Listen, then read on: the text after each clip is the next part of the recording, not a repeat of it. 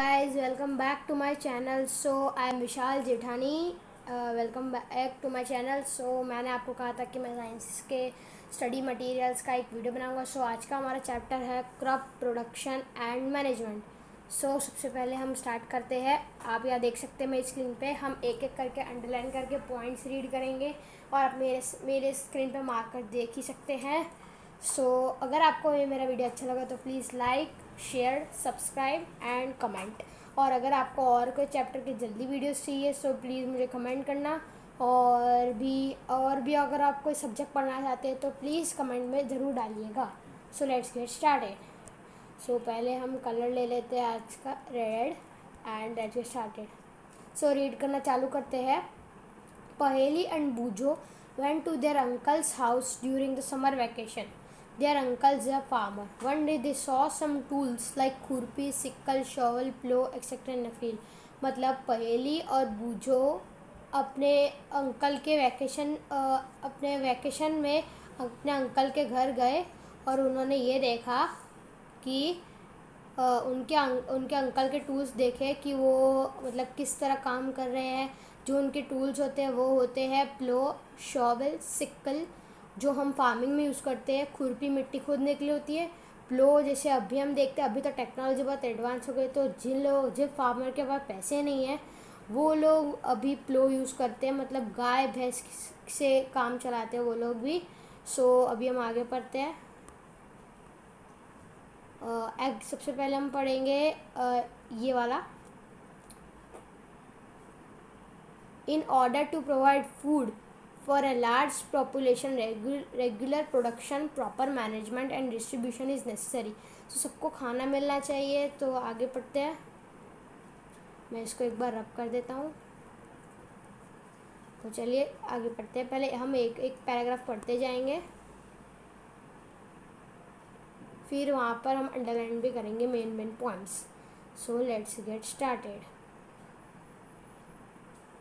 सबसे पहले you have learn that all living organism require food. मतलब जो भी लिविंग जिनमें जान होती है उनको खाना चाहिए होता है. और प्लांट्स भी अपना खाना खुद बनाते हैं. फोटोसिंथेसिस से हमने पिछली क्लास में पढ़ा था 7th क्लास में कि प्लांट्स अपना खाना खुद बनाते हैं. और animals including humans can not make their own food. So मतलब एनिमल्स और ह्यूमंस होते हैं वो अपना खाना खुद नहीं बना सकते. हम प्लांट्स और एनिमल्स से बोरो करते हैं. So where do animals get their food from. तो एनिमल अपना फूड कहाँ से लाते हैं. But first of all why do we have to eat food. हमें क्यों खाना चाहिए. You already know that on energy from the food is utilized by organisms for carrying out their various body functions such as digestion, respiration and excretion. We get our food from plants और animals और both. मतलब हमें हर जगह से food मिलता है. हमें respiration के लिए, एक्सक्रीशन के लिए खाना पड़ता है, एनर्जी के लिए खाना पड़ता है और भी बहुत सारी चीज़ों के लिए खाना पड़ता है. सो आगे पढ़ते हैं. अब इस पैराग्राफ को पढ़ते हैं. Okay 1 second. इसको हम थोड़ा जूम कर लेते हैं. Okay let's get started. When plants of the same kind, 1 second. Okay, now the brush is okay. So when the plants of the same kind are cultivated at one place for a large scale, it is called crop. So आपको ये notes मैं एक website आपको link दे दूँगा. उस पर आपको ये सारे नोट्स मैं आपको बता दूँगा. पहले आप ये पॉइंट अंडरलाइन कर लीजिए. When plants of the same kind are cultivated at one place on a large scale, it is called crop. Okay. सो आगे पढ़ते हैं. For example crop of a wheat means that all the plants grown in a field are that of wheat. मतलब जैसे हम अपने खेत में wheat का उगाते हैं तो मतलब wheat की क्रॉपिंग हो गई. सो आगे पढ़ते हैं. You already know that crops of a different types like cereals, vegetables and fruits. These can be classified on the basis of the season in which they grow. Like कोई भी season में कौन सा क्रॉप ग्रो होता है उस पर classify किया जाता है उसके बेसिस पे. ओके. सो नेक्स्ट पढ़ते हैं. India is a vast country. The climatic conditions like temperature, humidity and rainfall vary from one region to another. So India बहुत बड़ी कंट्री है और उधर के क्लाइमेटिक कंडीशंस में जैसे टेम्परेचर, ह्यूमिडिटी और रेनफॉल होती है एक रीजन से दूसरे रीजन पे। और वहाँ पर बहुत ही रिच एक चीज़ है, वो हम आगे इस नेक्स्ट पेज पे पढ़ते हैं। सो ये रहा हमारा पेज। मतलब वहाँ पर बहुत सारे रिच चीज़ें हैं करने की। वैरायटी ऑफ क्रॉप्स है different parts of the country. Despite the diversity to broad cropping patterns can be identify. मतलब डाइवर्सिटी जो होती है उसके क्रॉपिंग पैटर्न्स इस तरह से आइडेंटिफाई होते हैं। ये है खरीफ क्रॉप्स, दो तरह के क्रॉप्स है इधर, एक खरीफ क्रॉप्स और एक रबी क्रॉप्स। सो इसके बारे में हम जानते हैं। आपका ये मेन पॉइंट है खरीफ क्रॉप्स और रबी क्रॉप, इसको आप एक बार अंडरलाइन कर लीजिएगा। सो एक सेकेंड। हाँ हाँ, kharif crops, the crops which are sown in the rainy season are called kharif crops. The rainy season in India is generally from June to September. Paddy, maize, soybean, groundnut and cotton are kharif crops. ये kharif crops मतलब ऐसे crops जो बोए जाते हैं बारिश के मौसम में, और उन्हें खरीफ क्रॉप्स कहा जाता है। इंडिया में जून टू सितंबर में बारिश हो जाती है, सो इस टाइम पे खरीफ क्रॉप्स का चलन होता है। और पैडी, मेज, सोयाबीन ये खरीफ क्रॉप के कुछ एग्जांपल्स हैं। सो ठीक है।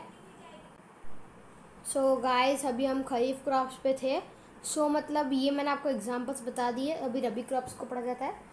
The crops grown in the winter season, जो ठंडी के मौसम में क्रॉप्स होते हैं, जैसे हमारे इंडिया में अक्टूबर टू मार्च में ठंडी का मौसम आता है, उन्हें रबी क्रॉप्स कहा जाता है। रबी क्रॉप्स के एग्जांपल है wheat, gram, pea, mustard, linseed. और besides these pulses and vegetable are grown during summer at many places. और इन सब पल्सेस और वेजिटेबल्स के अलावा ये बाकी सब जो हैं वो समर में ही बहुत सारी जगह पे उगाए जाते हैं। सो अभी हम आगे पढ़ते हैं। अभी हम यहाँ से बदलते हैं और यहाँ से पढ़ते हैं। ओके,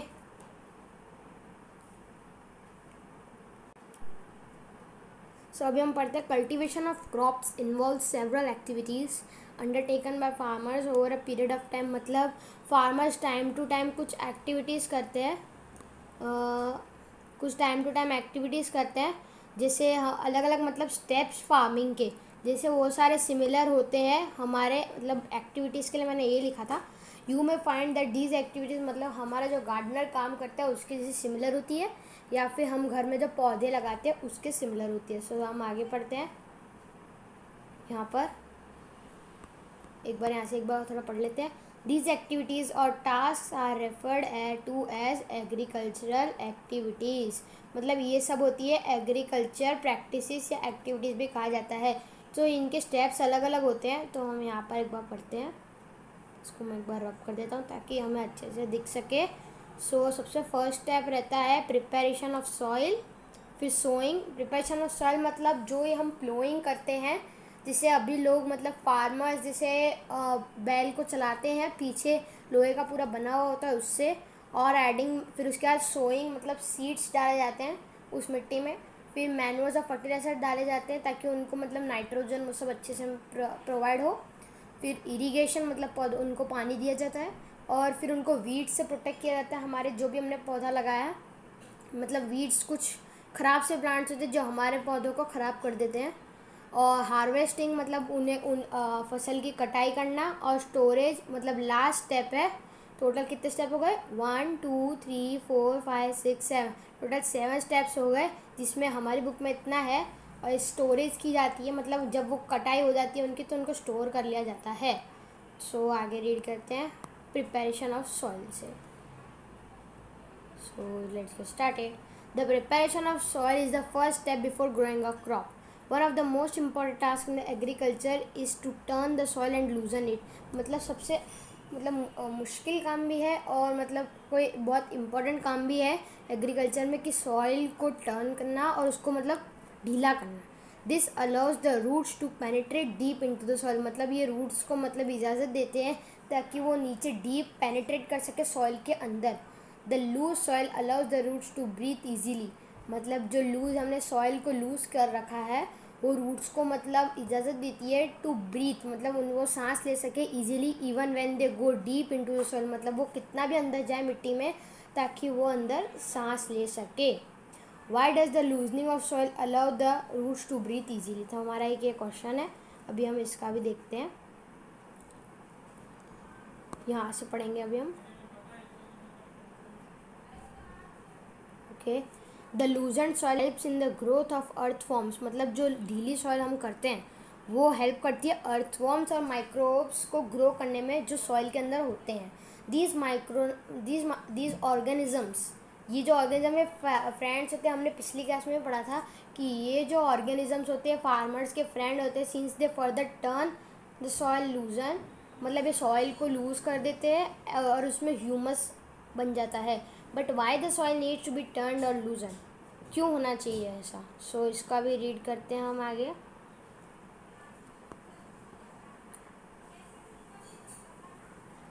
सो यहाँ पर रीड करते हैं हम। You have learned in the previous classes that soil contains minerals, water, air and some living organism. तो ये आपके फिल इन द ब्लैंक्स में भी आपको पूछा जा सकता है कि सॉइल में क्या क्या होता है, ब्लैंक्स करके उसमें होता है मिनरल्स, पानी, हवा और कुछ ऑर्गेनिजम्स होते हैं। In addition dead plants and animals get decompose by soil organism. कुछ मतलब एक्स्ट्रा चीज़ों में जो डेड प्लांट्स होते हैं, जो मुरझाए हुए, और एनिमल्स होते हैं वो डिकम्पोज हो जाते हैं सॉइल के ऑर्गेनिज्म से। In this way various nutrients in the dead organisms are released back into the soil, मतलब कुछ इस तरह के हिसाब से जो न्यूट्रिएंट्स होते हैं वो डेड ऑर्गेनिज्म में रिलीज हो जाते हैं और वो सॉइल में चले जाते हैं। These nutrients are again absorbed by the plants. So ये न्यूट्रिएंट्स प्लांट्स के द्वारा लिए जाते हैं, आपने यहाँ पर अभी देखा। सो हम आगे रीड करते हैं। ओके, सो ये वाला पैराग्राफ पढ़ेंगे, मैं इसको एक बार रब कर देता हूँ। Okay, since only a few centimetres of the top layer of soil supports plant growth, turning and loosening of soil brings the nutrient rich soil to the top so that plants can use the nutrients. तो मतलब कुछ ही centimetre जो top layer होती है soil की support करती है प्लांट को ग्रोथ के लिए और उस सॉइल को टर्न और लूज करने के लिए। फिर of soil brings the nutrient rich soil to the top, फिर उसके बाद जो सॉइल होती है कुछ न्यूट्रिएंट रिच, मतलब उसमें जो और भरपूर पोषण होता है वो ऊपर लाती है, सो दैट प्लांट्स कैन यूज़, जो प्लांट्स जो ऊपर उग रहे हैं उनको न्यूट्रिएंट्स मिल सके, जो हमने यहाँ पर अभी पढ़ा। सो आगे पढ़ते हैं।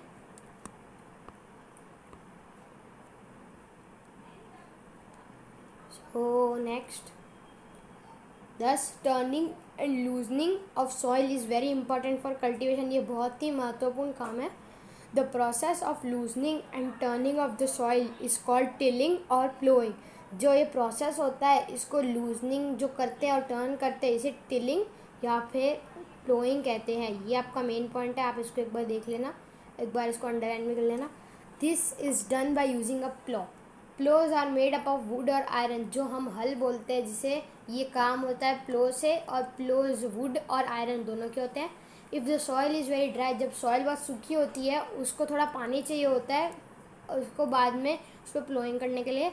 द प्लोड फील्ड में have big clumps of soil called crumbs. ये भी एक बार है पॉइंट, मतलब जो अभी हम पानी डाल देते हैं उसमें फिर भी थोड़े गट्ठे गट्ठे जिसे हम कहते हैं वो भी होते हैं, तो वो ज़रूरी है कि हम उनको तोड़ दें। अगर वो भी रहेंगे तो फिर हम जो हल चलाएंगे वो बीच में अटक भी सकता है। सो आगे पढ़ते हैं। ओके, एक बार मैं इसको इरेज कर देता हूँ। सो यहाँ पर हम पढ़ लेते हैं, एक सेकेंड, ये इरेजर की साइज। ओके, सो आगे पढ़ते हैं। Sometimes manure is added to the soil before tilling, मतलब समटाइम क्या होता है, कुछ मैन्योर जो एक चीज़ होती है वो सॉइल में डाली जाती है टिलिंग के प्रोसेस से पहले। This helps in proper mixing of manure with soil, मतलब ये मैन्योर हेल्प करता है कि उस सॉइल के साथ अच्छे से मिक्स हो जाए। The soil is moistured before the soil, मतलब इसको मॉइस्चर में बना दिया जाता है ताकि उसमें हम उससे पहले सीड्स सो कर सकें। ओके, सो अभी हमने ये पढ़ा, तो एक बार इसको इरेज कर लेते हैं और आगे हम इसका रीड करते हैं। अब बात आती है एग्रीकल्चरल इम्प्लीमेंट्स की। Before sowing the seeds it is necessary to break soil clumps to get better yield. This is done with the help of various tools. The main tools use for this purpose are the plough, hoe and cultivator.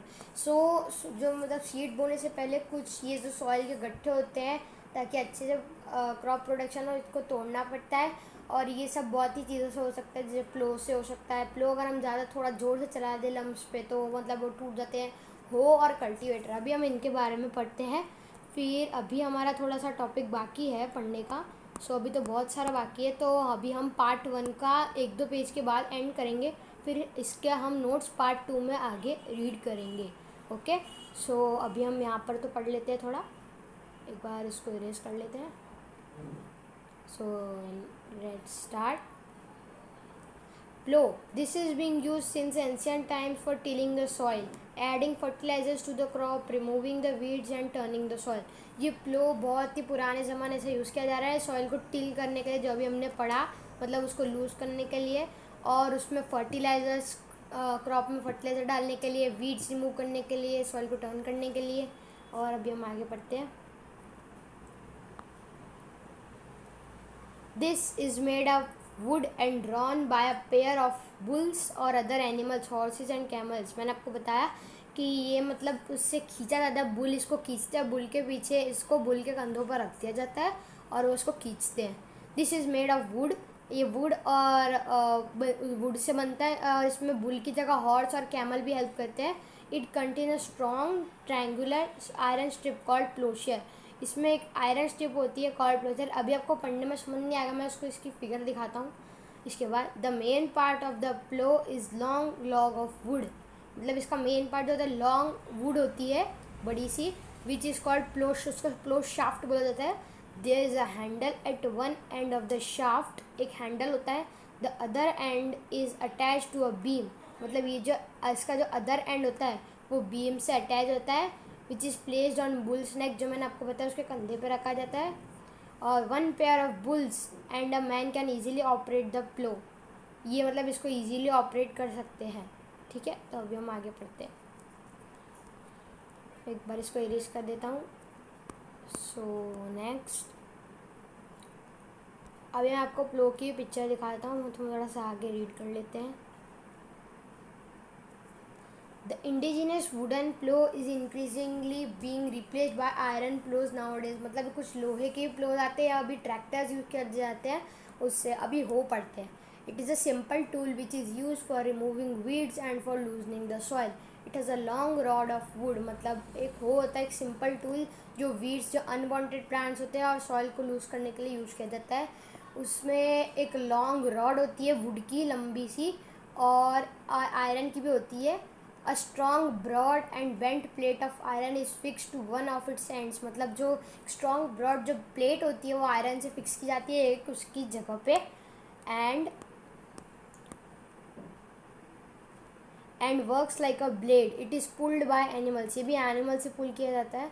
सो अभी हम एक बार हम आपको picture में mark करके दिखाता हूँ, ये जैसे हो है। पहले हम एक बार प्लो देख लेते हैं। सो ये है प्लो। सो प्लो मतलब ये जो बीम है, ये जो इसके बुल्स के कंधे पर रखी गई है, आप देख सकते हैं, इसे बीम बोला जाता है। फिर है प्लो शाफ्ट। प्लो शाफ्ट मतलब ये यहाँ पर जो इस पार्ट में दिखाया गया है, इसे प्लो शाफ्ट कहते हैं। आगे का पूरा लंबा पार्ट, मतलब ये जो पीछे रखा जाता है। और प्लो शेयर, जिससे यहाँ पर आगे मिट्टी अंदर से प्लो होती जाती है, ये यहाँ रखा जाता है ताकि ये आगे आगे यूँ बढ़ते जाते हैं। और इससे ये एक पूरा स्ट्रक्चर है प्लो का, आप इसको एक बार देख सकते हैं बहुत अच्छे से, इसमें बहुत अच्छे से एक्सप्लेन किया हुआ है हमारी बुक में। सो अभी मैं इसको इरेज कर देता हूँ। अभी हम आगे पढ़ते हैं। अभी हम थोड़ी सी और चीज़ें करके वीडियो को एंड करते हैं, फिर इसका पार्ट 2 में आप आगे वीडियो और देख सकते हैं। सो अभी हम यहाँ तक सीड ड्रिल तक यहाँ तक हम रीड कर लेंगे थोड़ा आगे, फिर हम इसको एंड करेंगे। सो अभी हम रीड करते हैं यहाँ से। अभी हम एक बार हो का डायग्राम भी देख लेते हैं, आप इसको एक बार ड्रॉ करके भी देख सकते हैं।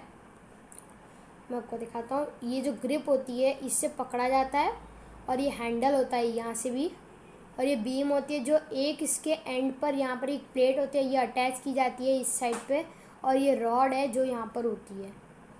सो अभी हम आगे रीड करते हैं। ओके, अभी है cultivator. Nowadays ploughing is done by tractor driven cultivator. मतलब एक कल्टीवेटर होता है जो प्लोइंग मतलब की जाती है, ये इससे की जाती है। अभी तो इससे प्लो होता था, इससे बहुत कम, इससे टाइम बच जाता है लेबर्स का, जो फार्मर्स होते हैं हमारे, और उनका टाइम बचता है। और ये बहुत इजी टेक्निक है। अभी नाउडेज जिन फार्मर्स के पास पैसे नहीं है और तो वो लोग सिर्फ अपने बुल्स का इस्तेमाल करके ही करते हैं। सो अभी हम थोड़ा आगे रीड करते हैं यहाँ से।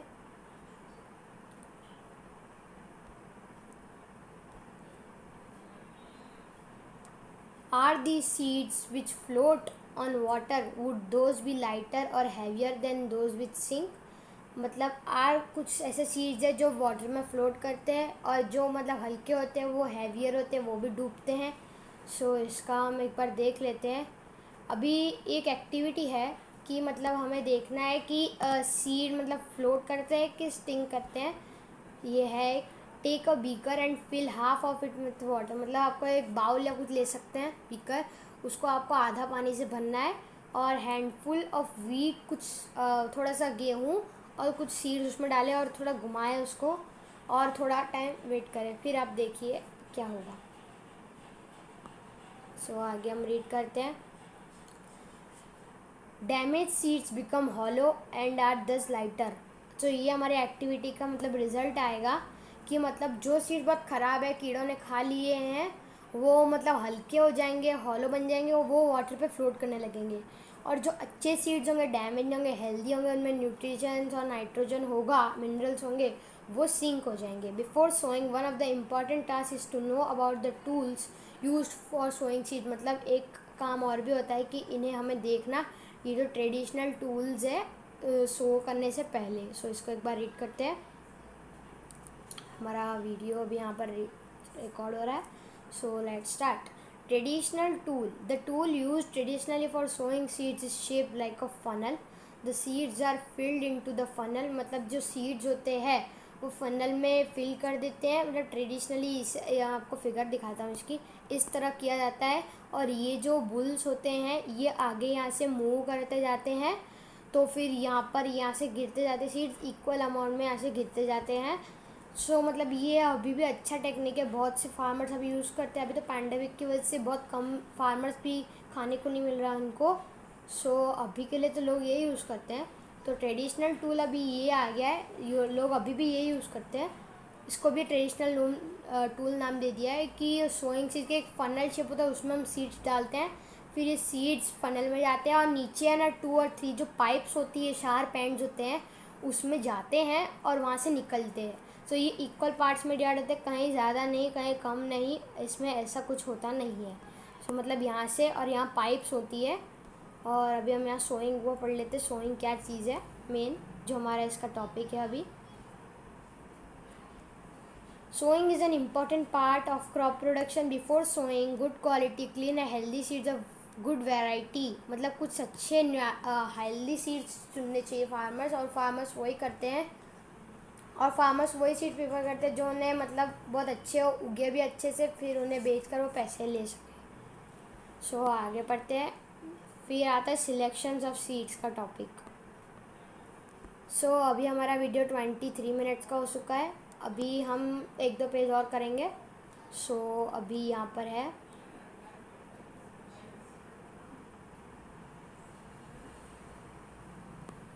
सो अभी हम यहाँ से पढ़ते हैं। Sufficient sunlight, nutrients and water from the soil be remove to prevent overcrowding. मतलब कुछ कुछ पौधे हैं, वीड्स नहीं, कुछ कुछ पौधे अगर एक साथ भी उग जाए तो उन्हें हटाना पड़ता, नहीं तो बहुत मतलब झुंड जैसा बन जाता है, ताकि उससे भी क्रॉप्स को भी नुकसान हो सकता है कि वो उगते नहीं अच्छे से। अभी हमारा टॉपिक है एडिंग मैन्योर्स एंड फर्टिलाइजर्स। सो एक सेकेंड,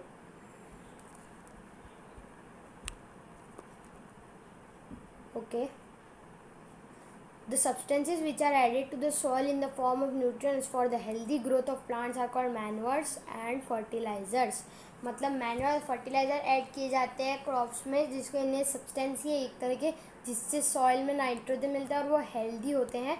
लेकिन एक्सेसिव ये से ऐड करने से फर्टिलाइज़र या मैन्योर कुछ भी हो, ये ख़राब भी हो सकते हैं। और यहाँ पर एक फिगर है सीड ड्रिल की, मतलब यही, इससे हम सीड शो करते हैं। इस ऊपर की एक पाइप है यहाँ, ये इस पाइप से सीड्स डाले जाते हैं अंदर और यहाँ से निकलते जाते हैं, और इससे यहाँ पर फ्लो भी हो जाता है।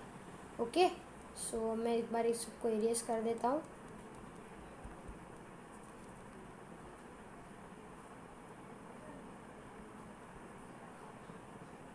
सो आगे रीड करते हैं अभी।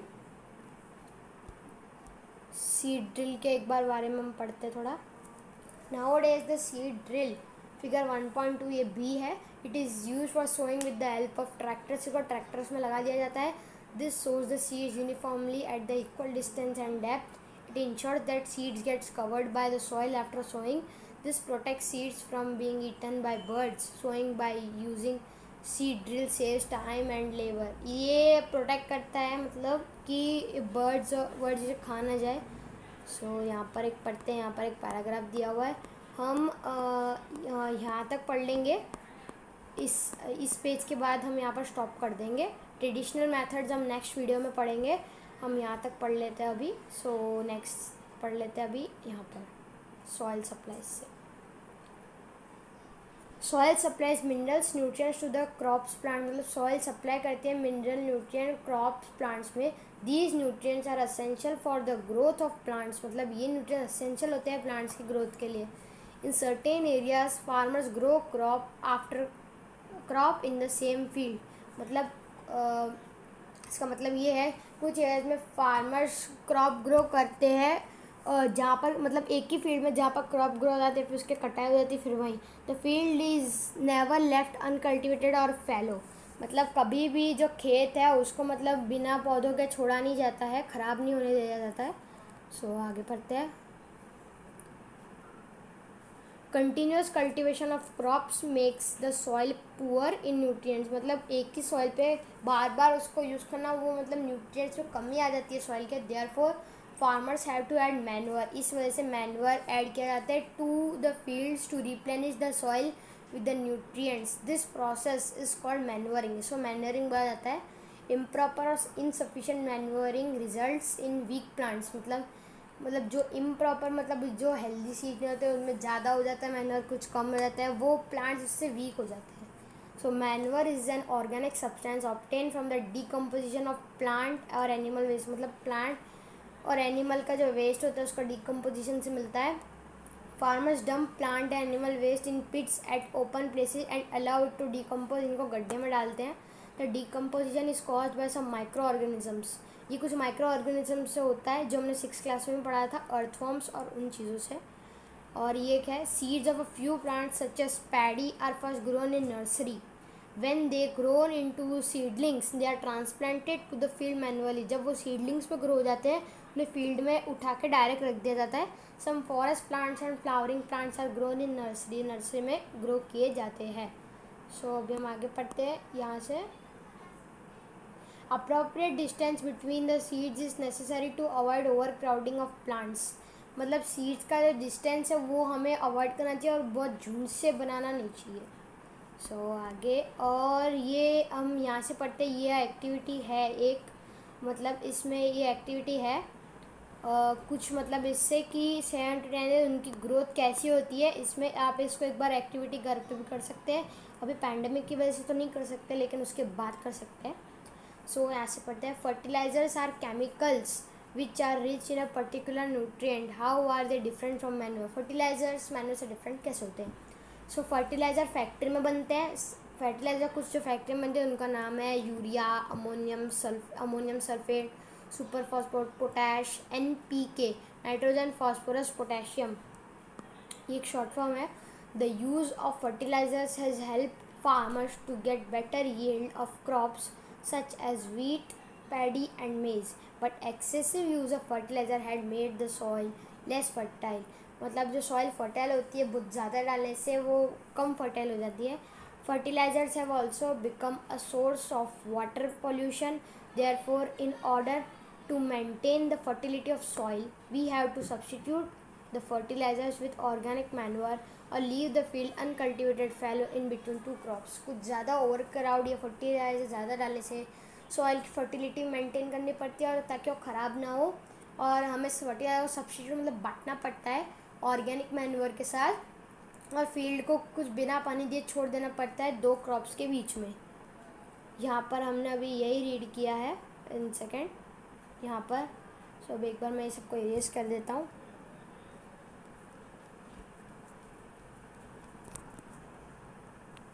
ओके ये इरेज हो गया है। सो आगे रीड करते हैं अभी हम। अनदर यहाँ से sorry, the use of manure improve the soil texture as well as its water retaining capacity, it replenish the soil with nutrients. So मतलब मैन्योर जो हम नेचुरली काउडंग और उन सब से चीज़ों से बनाते हैं डिकम्पोजिशन से, सो मैन्योर बहुत अच्छी चीज़ है। फर्टिलाइज़र बहुत कम फार्मर यूज़ करते हैं। ये सॉइल का टेक्सचर भी इम्प्रूव करता है और वाटर जो लेता है प्लांट उसकी भी, और ये soil it replenish the soil with nutrients, इस सॉइल को भी रिप्लेनिश करता है न्यूट्रिएंट्स के साथ। सो अभी नेक्स्ट पढ़ते हैं। Another method of replenishing the soil with nutrients is through crop rotation. This can be done by growing different crops alternately.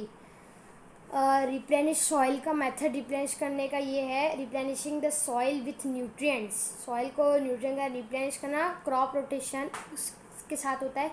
This can be done by growing different crops, ये दूसरे तरीके से crops को मतलब done किया जाता है काम।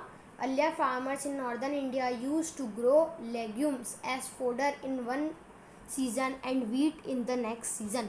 सो मतलब अर्लियर नॉर्थ इंडिया में फार्मर्स लेग्यूम यूज़ करते थे उसको फोडर की तरह एक सीज़न में, एंड और वीट को भी अगले सीज़न में। This help in the replenishment of the soil with nitrogen, मतलब जो सॉइल रिप्लेनिश होती है अच्छे से हेल्दी हो जाती है, मतलब फर्टाइल हो जाती है नाइट्रोजन के साथ। ये उनको हेल्प किया फार्मर्स को। Farmers are being encourage to adopt this practice. In the previous classes you have learn about rhizobium bacteria, ये राइजोबियम बैक्टीरिया हमने पढ़ा है बहुत क्लासेस में। These are present in the nodules of roots of leguminous plants, ये leguminous plants के nodules जो होते हैं उसमें प्रेजेंट होता है ये bacteria. They fix atmospheric nitrogen, ये एटमॉस्फेरिक जो नाइट्रोजन प्रॉब्लम आ जाती है कभी कभी, जो नाइट्रोजन होता है हवा में उसकी कमी आ जाती है, तो उसको ये राइजोबियम बैक्टीरिया फिक्स कर देता है। सो ये हमारा लास्ट पेज है, इसको हम रीड कर लेते हैं, फिर उसका अभी नेक्स्ट वीडियो में हम ट्रेडिशनल मेथड्स ऑफ इरिगेशन को रीड करेंगे। सो अभी यहाँ पर है हमारा ये बहुत ही इम्पॉर्टेंट टॉपिक है इस चैप्टर का, differences between fertilizers and manure. So ये बहुत इम्पॉर्टेंट है, आप एक बार इसको नोट भी कर सकते हैं। फर्टिलाइज़र और मैन्योर में क्या डिफरेंस है? So fertilizer is a man made inorganic salt, मतलब फर्टिलाइज़र मैन मेड है, मतलब जो फैक्ट्रीज में बनाया जाता है वो है, एक सॉल्ट है। और manure is a natural substance obtained by the decomposition of cattle Dang and plant residues, मतलब प्लांट्स का जो मतलब बचता है उसको डीकम्पोज करके कैटल का डंग उससे बनाया जाता है। फर्टिलाइज़र फैक्ट्रीज में बनता है और मैन्योर फील्ड्स में बन जाता है। फर्टिलाइज़र कुछ ह्यूमस नहीं देता सॉइल को, मैन्योर बहुत सारा ह्यूमस देते हैं जिससे सॉइल अच्छी हो जाती है। और fertilizers are very rich in plant nutrients like nitrogen, phosphorus and potassium. लोग फर्टिलाइज़र इसी वजह से लेते हैं कि प्लांट्स जो न्यूट्रिएंट्स कुछ होते हैं नाइट्रोजन, फॉस्फोरस और पोटेशियम में रिच होता है, और मैन्योर उससे थोड़ा कम होता है, इसलिए ये सब आप एक बार पॉइंट्स रीड कर लेना। सो अभी हम नेक्स्ट पढ़ते हैं, लास्ट हमारा topic, advantages of manure. The organic manure is considered better than fertilizers. Manure लोग फिर भी इससे ज़्यादा यूज़ करते हैं क्योंकि मैन्योर अच्छा कंसिडर किया जाता है, क्योंकि वो वाटर होल्डिंग की जो कैपेसिटी है सॉइल की वो बढ़ा भी देता है। Soil it makes the soil porous due to which exchange of gases become easy, मतलब वो सॉइल को पोरस बना देता है जिससे जो गैस एक्सचेंज होती है वो ईजी हो जाती है। It increases the number of friendly microbes, वो जो फ्रेंडली माइक्रोब्स होते हैं हमारे उसके मतलब ज़्यादा तादाद हो जाती है, और सॉइल का टेक्सचर भी इम्प्रूव करता है। सो हम एक बार रीड करते हैं नेक्स्ट वाला इरिगेशन, बस हम यहाँ तक रीड करेंगे थोड़ा सा अभी, फिर वीडियो को एंड करते हैं। So 1 second. All the living beings need water to live, मतलब कुछ सब हम सबको पानी चाहिए जीने के लिए। Water is important for proper growth and development. Water is absorb by the plant roots, हमारे जीवन के लिए पानी बहुत इंपॉर्टेंट है, अगर पानी नहीं होगा तो हम मर भी सकते हैं। और वाटर प्लांट के रूट्स के द्वारा लिया जाता है नीचे से सॉइल में। Along with water minerals and fertilizers are also absorb, मतलब वाटर के साथ मिनरल्स और फर्टिलाइज़र अब्जॉर्ब हो जाते हैं। Plants contain nearly 90% water, plant में कम से कम 90% पानी होता है। तो वाटर बहुत एसेंशियल होता है सीड्स के बढ़ने के लिए, जर्मिनेशन के लिए। और सीड्स का जर्मिनेशन बहुत सूखी जगहों पे नहीं होता है, और nutrients dissolved in water are transported to each part of the plant. जो न्यूट्रिएंट्स है वाटर में मतलब मिक्स हो जाते हैं, वो फिर प्लांट्स में एक एक पार्ट में अपना भी चले जाते हैं, लीव्स के थ्रू जाते हैं वो सब। और water also protects the crop from both first and hot air current. जो वाटर है वो मतलब ठंडी और गर्म जगहों से, गर्म से तो प्रोटेक्ट ही करता ही है।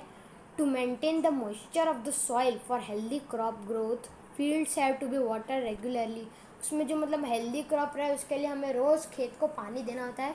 The supply of water to crops at regular intervals is called irrigation. मतलब ये एक बार पॉइंट आप नोट कर लेना।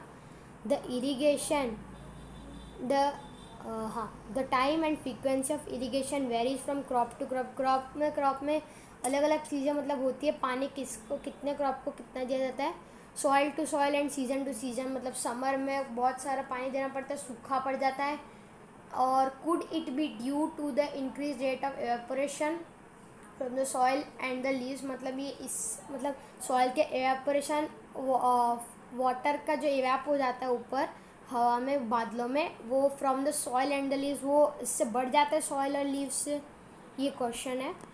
और अभी हम एक लास्ट पढ़ लेते हैं। Sources of irrigation. The sources of water for irrigation, मतलब जो पानी जो खेतों को पानी दिया जाता है वो क्या क्या होते हैं। वेल्स, ट्यूबवेल्स, पॉन्ड्स, यहाँ से लोग पानी भर के अपने खेत में डालते हैं। आजकल एक स्प्रिंकलर सिस्टम आ गया है, मतलब एक इस तरह का फिगर होता है, मैं बना के दिखा रही हूँ, रफ फिगर है।